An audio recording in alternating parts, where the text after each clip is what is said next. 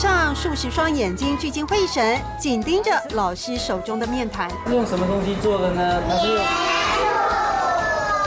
不对哦，它是用面粉跟糯米粉下去做的哦。捏面达人罗子正变魔术一般，靠着面粉加糯米粉的简易材料，以双手轻松创造一方世界。来两个颜色加起来，用力揉一揉，捏一捏。转眼之间，一只金鱼已经完成，还有当红的卡通人物惟妙惟肖。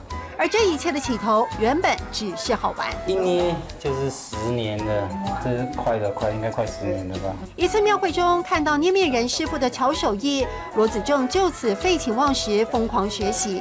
创作量惊人，家里的面团搅拌机烧掉又换过，他却坚持老式做法。虽然传统做出来的材料没办法保留很久，但是我是觉得它是一种记忆的一个价值。透过教学，让眼前的孩子和传统文化连结。捏面人师傅的武林传奇还在继续。亚真品同后告，